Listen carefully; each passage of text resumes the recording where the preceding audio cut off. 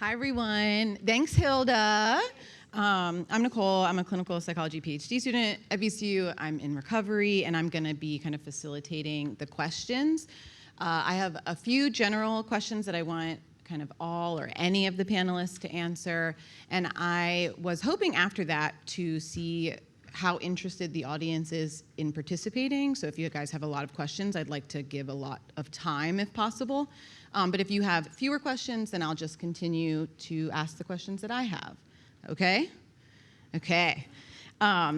So my first question is, what do you see from your work as the key systems level components of effective care for pregnant and postpartum people with substance use disorder? So, hello everybody. My name is Omri. I work at Rams in Recovery with Tom, Lauren, and Kelly as a peer recovery support coordinator. And I'm a part of the team that is running this conference, and I love our team and do great work. So I think the first thing that came to mind with your question is accessibility to peer recovery support or just recovery services, recovery support services in general. I know with my lived experience, I do use my lived experience. I'm a Black queer mom in recovery, mom with kids, 3 kids under the age of 8.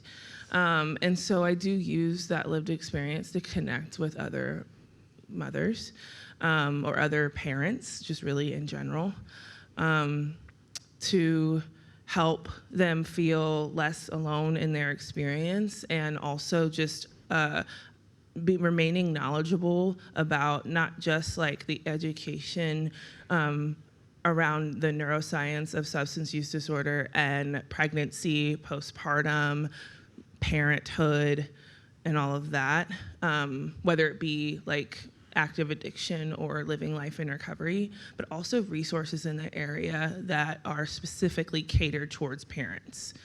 And I make that, I'm very passionate about that, and make that something that is the expectation for any of the peer specialists that work within our organization, like being able to serve that community. So I would say accessibility is really important.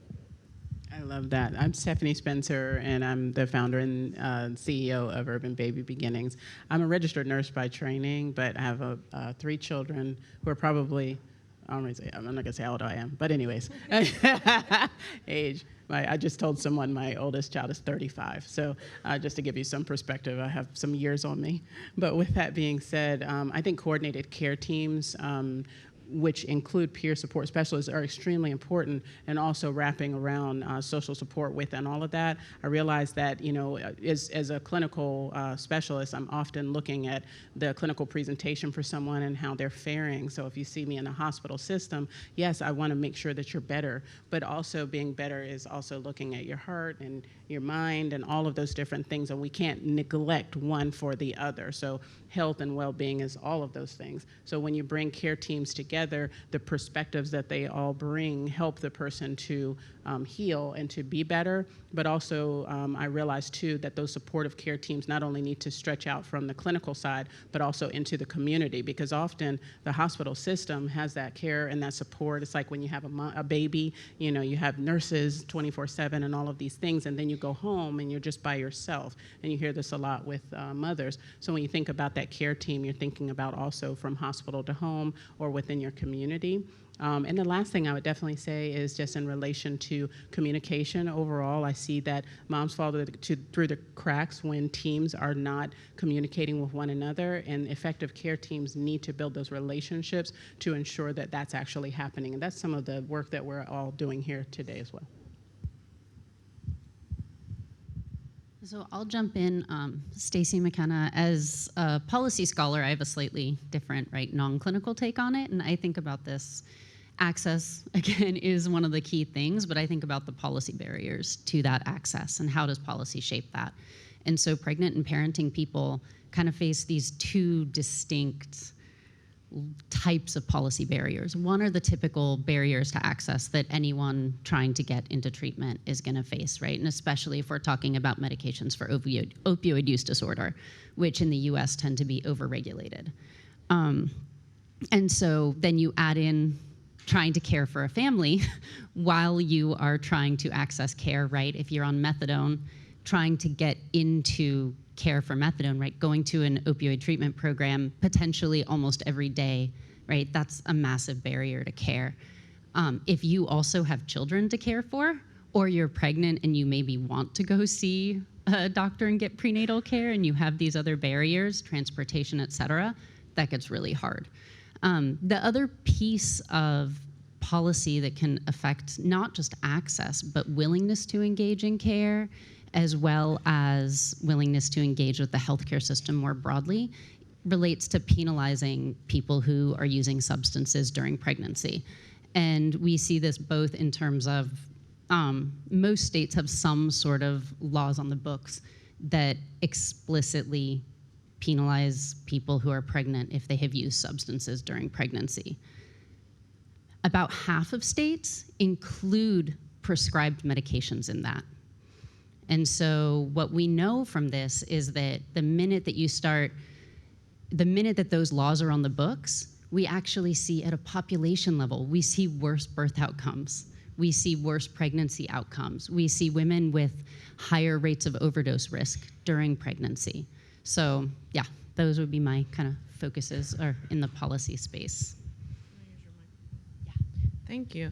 Hey everyone, I'm Honesty Liller, CEO of the McShin. I'm a proud alum of McShin. They helped to save my life. Next week I'll have 19 years in recovery, so 19 years ago. I'm an official old timer and I love it. Also, I have lived experience. I was fully blown addicted to heroin when I had my daughter. I was 21 years old. So she was born substance exposed and I did not stop using heroin until she was 5 years old when I walked through McShin's doors. So my main thing to discuss and the biggest barrier I see is housing. McShin has been around for 22 years. We opened Destiny House 3 years ago. That is one of the only pregnant and parenting recovery homes in, honestly, the state of Virginia. It's only a few trickled out, and then RBHA, shout out, I think they're in here. They have a great program as well. So it is named after my daughter because of our story, and yeah, it's really hard for women to be addicted and have substance use disorder, and they're going back into the environment where the father or someone in the household is still using. It's really hard. It's really hard. I was mandated to methadone when I had my daughter at VCU, and I had to take her in her carrier every day, and then try to find a job, and I had to go to methadone clinic every day, or they were going to take her. Not that I was a great mom in the first place, but they did let me keep her. And you know, what we fill a void at McShin is that same day housing. So we always have a waiting list because we only have one house strictly for women and children, but it's that peer-to-peer connection. So that is, McShin is a peer-run organization. We've been there, done that. Most of our team of women at McShin are moms. So we have an alumni of Destiny House that's an AmeriCorps rep here today. She lived there for a year. That's, I think, the longest anyone's ever lived there. But it's housing and peer recovery support along with linkage to all the medicals. So we have a great linkage. We are not a medical organization, but we have great partnerships in the community. So these mothers get what they need. I phrased the term maternity leave. I didn't know what else to call it. So if they're pregnant in our house, they don't have to come group up at McShin. They do Zooms, and then staff goes into the house so they don't have to bring their baby to our recovery center and get, there's a lot of germs at recovery centers if you didn't know. And it's also treating them as a human being, not just a number, not just someone to, it's society in general. I have 2 children now, and just the longevity of recovery, society in general puts so much negative outlook and stigma against moms that are using, and that's the stuff that I try to do in the policy and advocacy hat that I wear at McShin, personally and professionally as well, because half the states, I just heard you say that prescription drugs, they can get incarcerated or their child taken from them. Like, that's crazy. That's crazy. And we need to make changes there, but we need more housing in Richmond, Virginia for women and children. Like, McShin can't do it all, and it's a lot of money. The moms pay nothing. It's a 9-month program. We don't take insurance. I write grants and beg for money. So if you'd like to make a donation today, thank you very much. Our table is out there. Because I refuse to say no anymore, even though we do have a waiting list. Like, I'm trying, that's our focus for the next 3 years, is open another women and children's house, because it is so needed here, honestly, the whole state of Virginia. Thank you. Amy's. Thank you. We got a lot of rules for these microphones. Amy Salisbury, and I am a faculty member at the School of Nursing at VCU and a clinician, and working with, my background has been working with children and families, and why I got into this work was to help that intergenerational process so that we can make families healthier. So my work at VCU has been really working within the system constraints that we have is two things. One, the accessibility. So we've been working together with a lot of folks throughout the state to develop our mobile health and wellness program so that we can be out in the community. Whether that's urban or rural, hopefully you will see our big yellow bus very soon. And we are also partnering with the March of Dimes and others in the state to bring a mobile moms program. And my dream for that, my vision is that that is an integrated care program, so that we're bringing mental health, OB care, postpartum care, any services that are needed, and to hear about all of the services that are available throughout the state here. It's such an incredible network. I want to bring that to the communities through our mobile health and wellness program.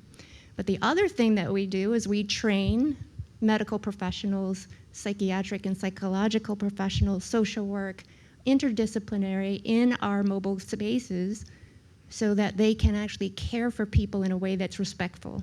Everyone who trains in our program must go through this training and must treat people with respect no matter where they come from or what their history is like, what their lived experiences are, and teaching people that every day you're learning from our patients, from our community members, just as much as we're teaching them. RESBCT. Woo. Thank you. Yeah, I feel so lucky to be able to kind of sit up here and get to listen to such a diverse group of expertise.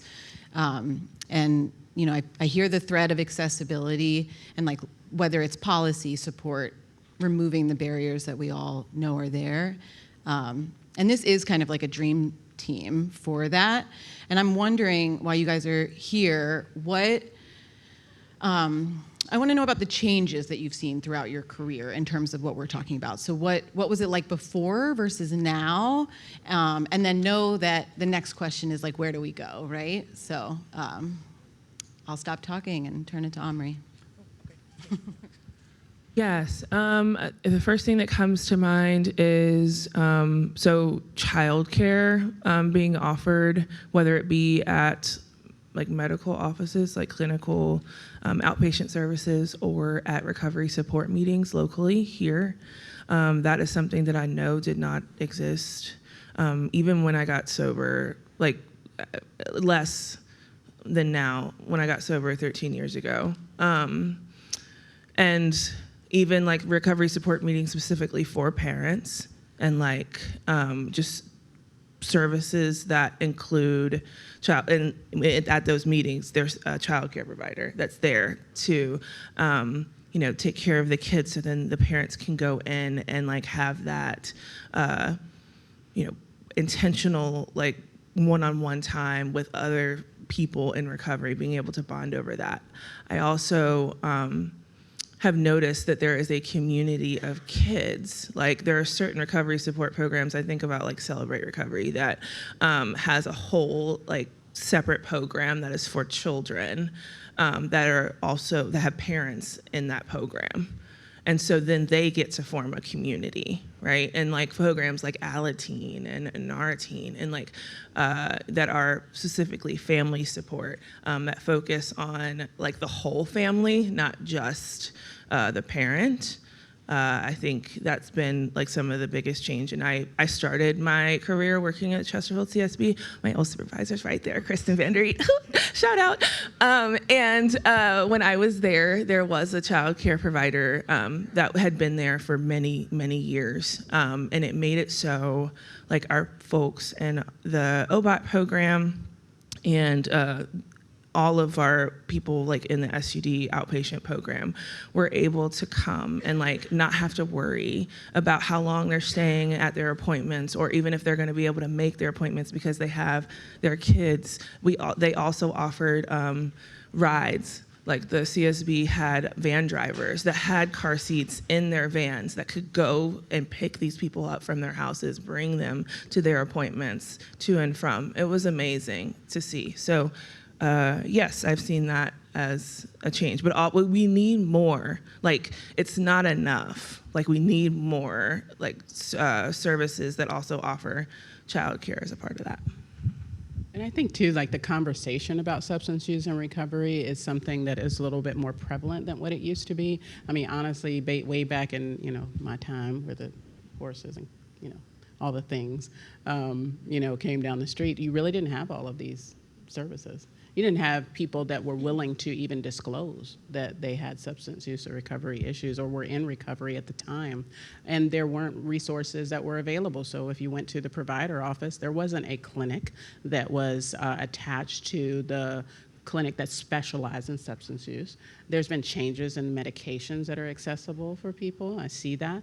I also see big things like, national conversations about, substance use and how we need to make improvements to help families in all states. But also here in Virginia, I think 4 years ago, we actually put a campaign out in the state talking about reduction in substance use as well, and that has resulted in some reductions. And, when you think about national attention, what it also does is it brings resources into states. So things that you're talking about, like seeing childcare, additional programs, additional funding that's being provided, although it's not where it needs to be, it is starting to happen.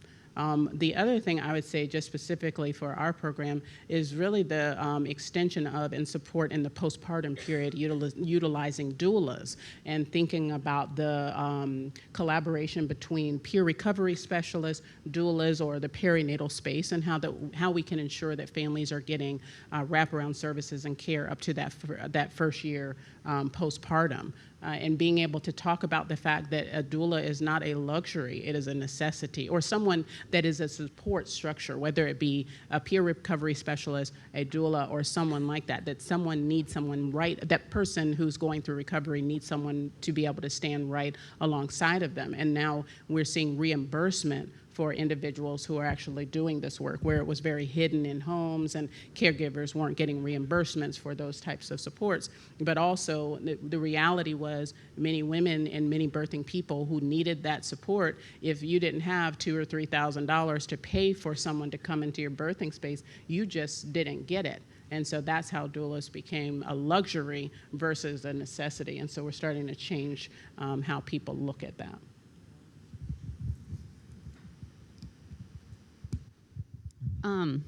So policy related to substance use, and particularly substance use during pregnancy, right? It's changed a ton over the last 20 years. I mean, I think one of the most exciting things, right, is the increasing availability in terms of federal regulation of buprenorphine, which is probably the most common medication for opioid use disorder for people who are pregnant.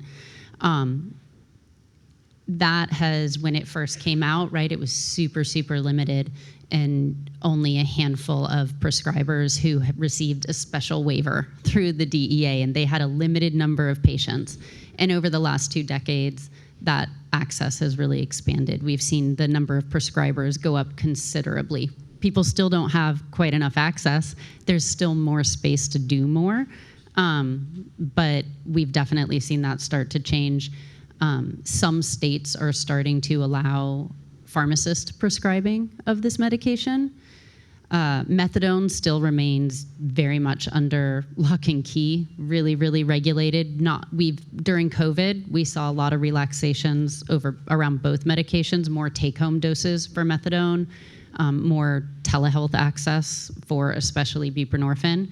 Both of those turned out like that's great. They are potentially at risk of going away. Like at the federal level, Congress is talking about taking some of that access away. A lot of states also didn't jump on board, right? So what we see is sometimes the federal government is going to relax some of those regulations, but then if the states don't and they continue to overregulate, folks on the ground are still not getting the access that they need.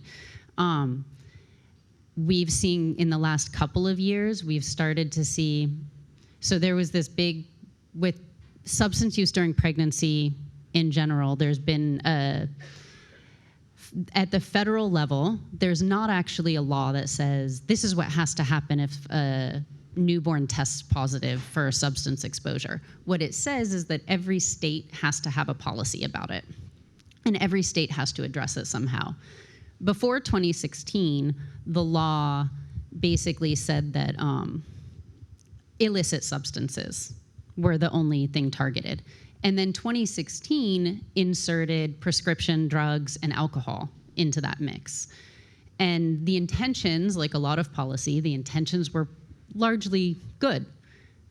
The fallout has meant that a lot of women are sort of in a position to choose between taking their medication and continuing in recovery or risking losing their child. Kind of an impossible choice, right? So it's been this backlash. We are currently seeing a wave of bills that are increasing penalties for people taking medications during pregnancy or using substances generally during pregnancy. And then harm reduction, right, which is a massively important complement to recovery and treatment, is facing its own backlash at the moment, right? Like it was super underground in the 80s and 90s. It started to gain some momentum in the 2000s or especially in the sort of early days of the fentanyl wave. We saw massive expansion of naloxone access, things like that. Awesome, really good to see. But now we're starting to see backlash, both at the federal and the state levels. So I think from a policy lens, we've seen a lot of really great progress, and that's exciting and hopeful. And we've also seen some reversals of that progress. And I think we are continuing to see reversals of some of that progress right now.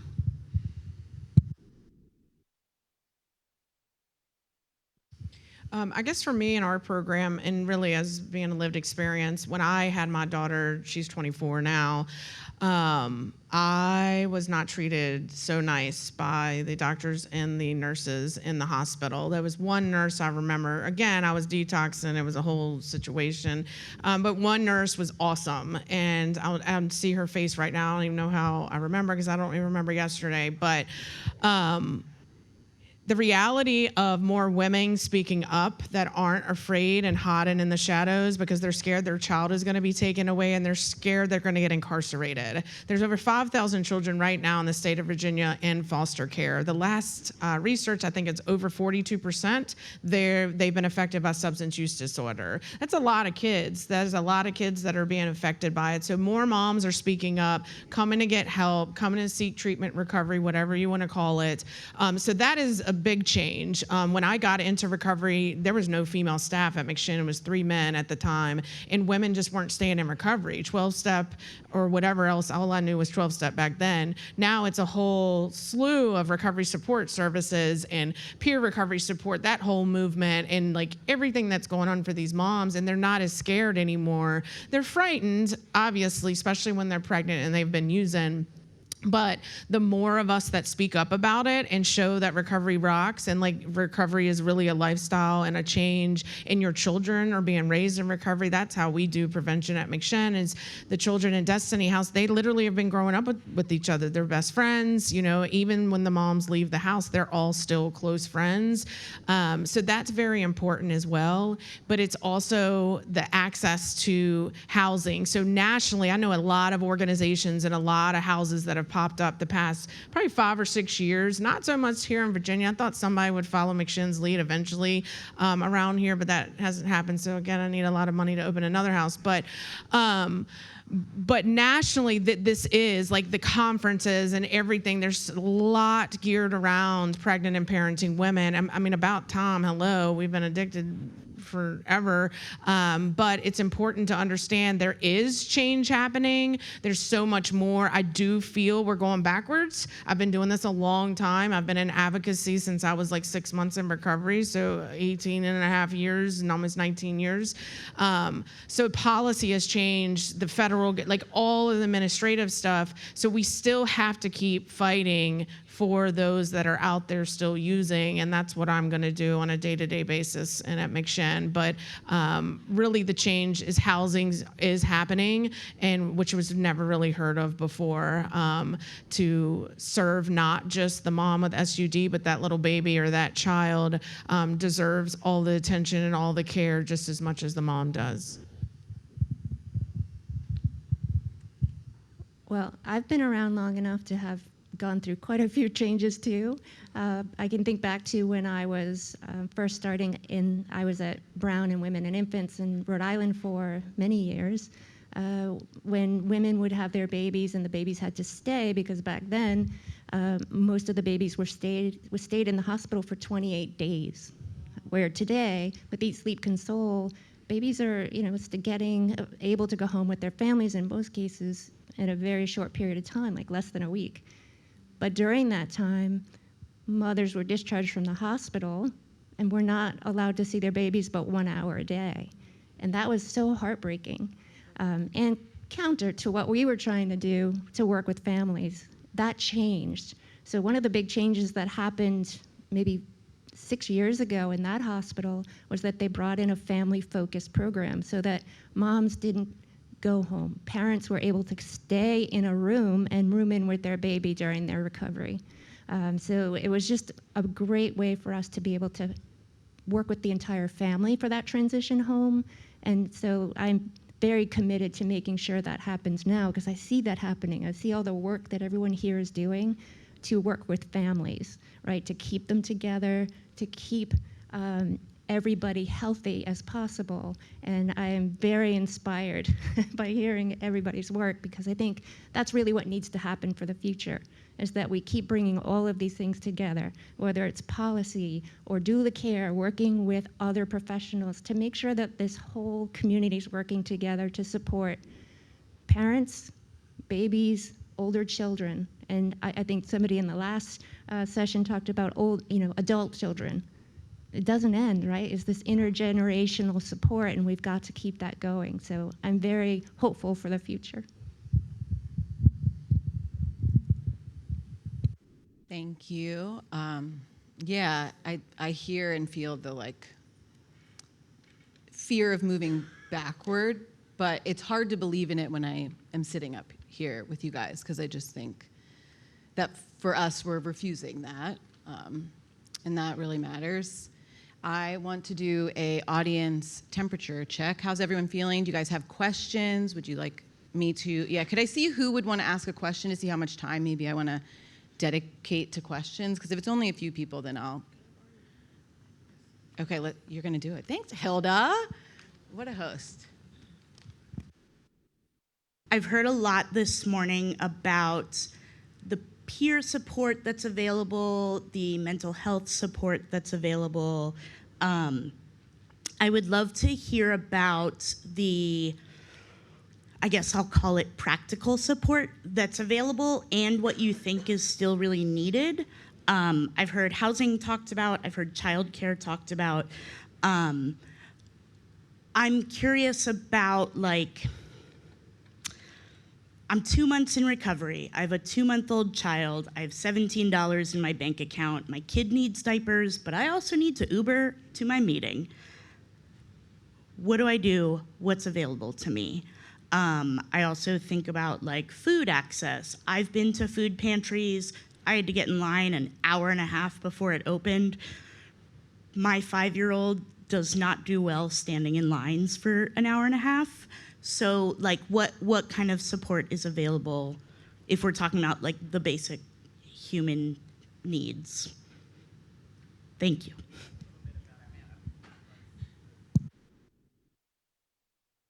And action. So we have standalone facilities, maternal health hubs, perinatal health hubs, and the goal is to integrate a collaborative care model and social systems, which also include things like your practical support. So if you come to a hub, you'll meet with someone on our team. We'll do an assessment to see what your needs are. Could be food, could be formula, diapers. You have some things that you need for your baby. And obviously, we're gonna always plug you need social support because we want you to keep coming back. You're gonna leave with diapers. You're gonna leave with the formula. You're gonna leave with a new team of people and a whole family of folks that wanna support you. We have food boxes in the pantry. We're gonna tell you about our network for food so then that way you can get connected, where our goal is to get you this care that quickly versus having to stand in a line for an hour and a half and things like that. I can't say that that is something that's accessible across the board, but what I realize is that the hub model in and of itself, whether it be Urban Baby Beginnings hub model or others, the intent is to try and break down those barriers. And when we survey moms, when we talk to them, and we've talked to thousands of women in just even the last couple of years about what some of their needs are, and in tandem, it's not only, yes, I want to have that social support and connection with someone, and I want to be sure that I'm well, so I need to have my clinical care and all that, but also I need to make sure I can take care of a baby. And I need to, when I don't have, and I have $17 in my pocket, I need to know that there's somebody that's got me and that's not gonna judge me. So that's what it looks like at Urban Baby Beginnings, which I think is great. And we brought the team over to see a little bit of what it looks like. And we'd like to see that model continue to be replicated across the state, whether it be that there's a focus on a special population or everyone. We wanna ensure that families have some place to go that they can trust that's in their community, with people that look like them or have backgrounds similarly, that understand that when you're asking for diapers, you're not asking for a handout in that way. You're really looking for that mutual aid and support, and that's how we love on and care for our people and community, by doing things like that.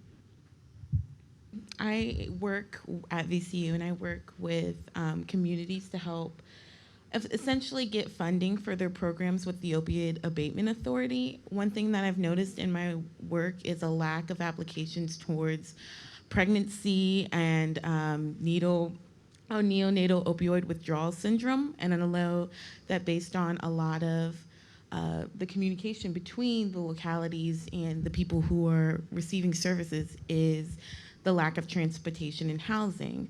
My question is, what are some of the low-hanging fruit that these localities can apply to, or what are some of the low-hanging fruit that could be an assistance to helping mothers and families that aren't necessarily these big, large gaps in like housing and transportation, if that makes sense?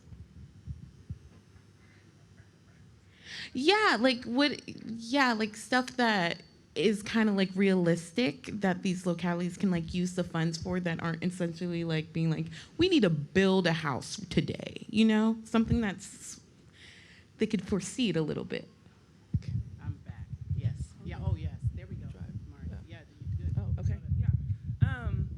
yeah. Something that is practical, I know that there's been a couple of times where I have organized like clothing drives, clothing swaps, especially. Like, I know me, I feel like my kids go through clothes like it's their job, right? Like, it's like it fits one day and then literally like a month later it doesn't fit anymore. And they only got really like 2 wears out of it.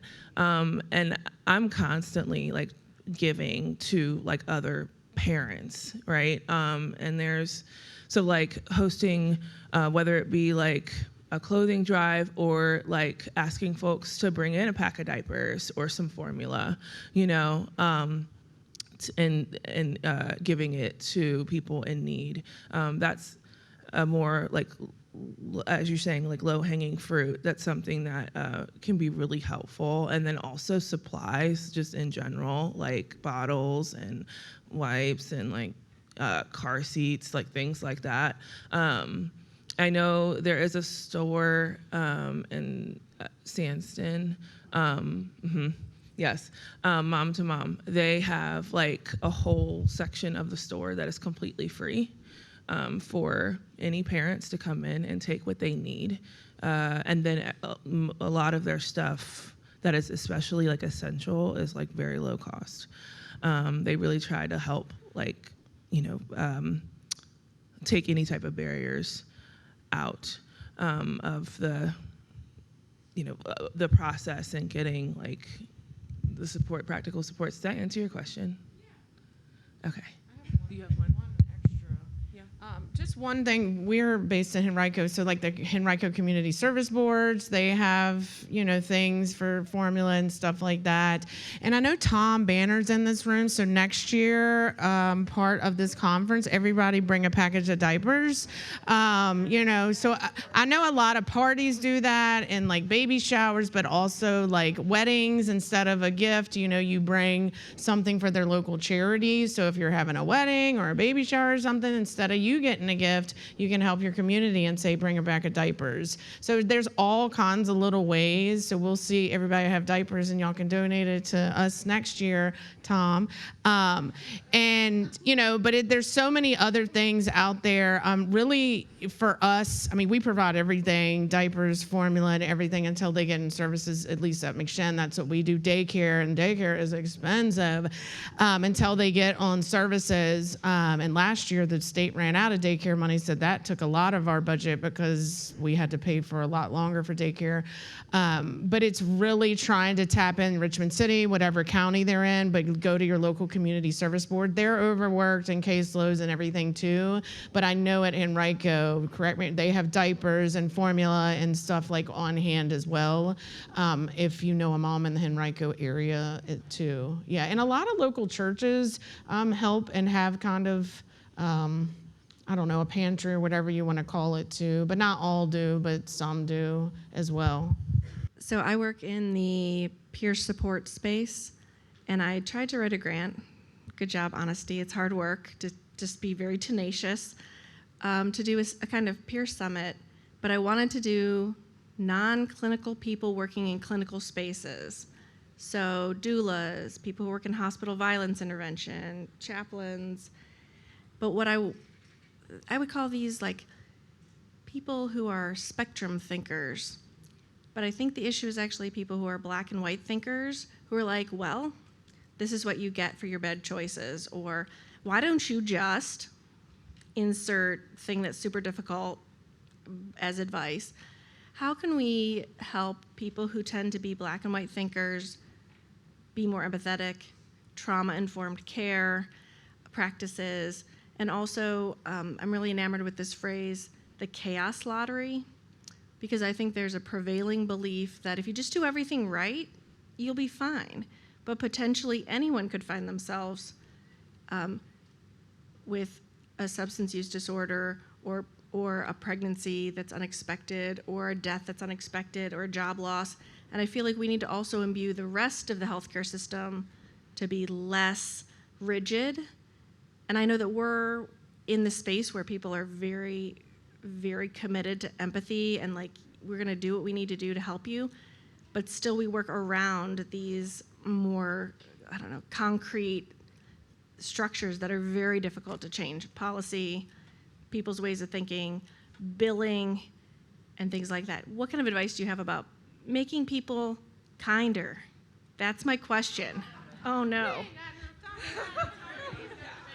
But I can say for really quick for me, for the advocacy level that I've done for all of these years, first off, not everybody's going to change. They're going to continually be black and white no matter how much you educate them and put stuff in front of you. What has been successful at McShin is we invite policymakers to everything that we do. So we have a great relationship with policymakers locally, nationally, and locally as well. So anything that you can do, stuff like this, that Tom's done and his team a great job of hosting this every year. And I looked at the agenda, and this rocks. It's a lot about pregnant and postpartum in this agenda. So yay to Omri and her team for putting all of that in here. But you got to, if you're going to do this and you really want change, you can't give up, number one, which kind of sucks up sometimes because I've been burnt out myself a ton of times throughout my career, because it does get frustrating. You want just to kind of shake people and show them, the humans like that we serve, and like how much they rock and they've made choices. But in what my experience, until it affects that person that is in black and white mind, they're going to be in black and white mind until something happens in their family. It's just that's my experience. But it's important to constantly have educate the hospitals and have events, or have we have open houses and stuff that we invite doctors to, we invite judges to. There's so many people that just want to either lock them up or take away their kid, or they're never going to change. So for years, we've been doing advocacy, and it's been very successful. There's a lot of minds that we've changed because we're not going to stop talking about it and showing them that recovery is amazing and that humans deserve decency and deserve a place to live. Completely agree. And but to go beyond that too is, since I'm in the business of educating new medical professionals, start early. Invite them into your spaces, right? Because as someone who's done a lot of clinical work in EI, going to people's homes, or research and going to my participant homes to bring research to them, when you walk through the door, I'm honored to be invited into that space, and I have a totally different perspective. Because I see what they're living with every day. I can feel what it's like to live in their space. So we need to do that more, and that's part of what we're doing through the MHWP program. We're in spaces, we're in apartment buildings, in the lobby. And for families, you know, sometimes when we're in a parking lot of a large apartment complex, sometimes we have to go to their home because they can't get out. Maybe the weather's bad or something's going on.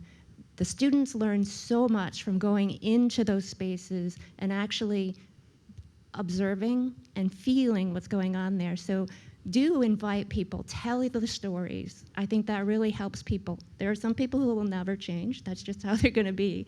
But I think especially for the newer medical trainees that we have, they're there to learn and they're there to help. So I think we've got a brighter future if we can do those things.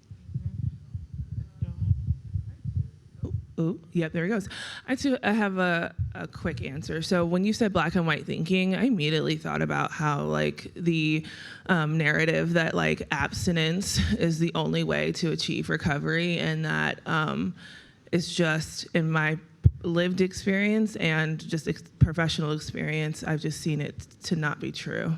I consider recovery to be a spectrum, right? We're all on a spectrum. For me personally, abstinence is what works best for me, but it doesn't work best for everyone. And me as a provider, pushing that idea on someone, I believe, can push someone closer to, especially if it's not something that it aligns with what they want for themselves or their recovery journey. And that's why like peer support is so incredibly important, because like how peer support works is that we're meeting people where they're at instead of telling them what their recovery is supposed to look like or their treatment is supposed to look like. We're like, yo, like let's talk about what your ideas are on how you want to achieve this, and things that I can do to help you. And also, I'm gonna walk alongside you in this, however long it takes, you know? And so that also like brings me to because I can go on a rant about harm reduction and the importance of it. Also like Narcan, like not being afraid of it, becoming a Narcan distributor, okay? Because Narcan saves lives. It is a medicine, not a drug, not something that is going to that is used for folks to be able to continue to use. Like it's just not okay. And so my other thing was peer support, putting peers in more modalities, in more spaces, being and uplifting people that do have that lived experience, like you said, telling their stories.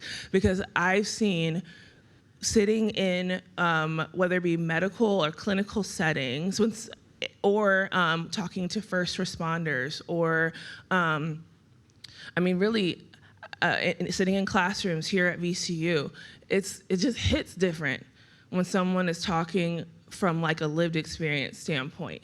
Like me saying with my last child, I had preeclampsia, and as a Black mom, I only saw 2 Black providers throughout my entire experience in OB services and in the hospital setting, because I was in and out, and I was not advocated for, and my condition got progressively worse extremely quick, and I almost lost my life giving birth to my child back in 2024 because of being ignored.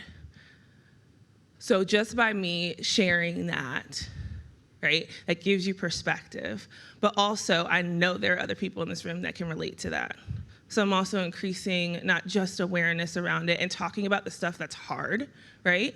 But also being like, let's normalize it and bring it to the forefront so then change can actually happen. Okay, I'm done now. Thank you. Yeah. I just want to jump in and say one other thing, because I think, like, I second, third, fourth, everything that folks up here have said. And this is a bit harder to do in like a grant writing context, but something that we find when we talk to policymakers that often doesn't happen enough. Like, yes, bringing in storytelling is super important. Yes, elevating messengers, like people with lived experience, thinking about who your messenger is their experience relatable to the person you're talking to, right? That can make a difference. But one other thing that I think about that we try to do and probably don't do enough is listening to that person and trying to like actually pause for a minute and understand where they're coming from. Because that black and white thinking, some people are never gonna change, but for a lot of people, it does come from somewhere. A lot of the time it comes from, they have a personal experience, right? And it can be really hard to shut that off. And I think if we can actually pause and take a second to be like, where are you really coming from? We can understand what their real fear is in a way that maybe we can have a more honest conversation about it. One question, okay. Certainly, like lack of resources is an issue, but also sometimes with mothers, there can be too many supports, too many services. They're getting sent here and there, and meet with this person, that person, and go here and this meeting and this group and all these kind of things.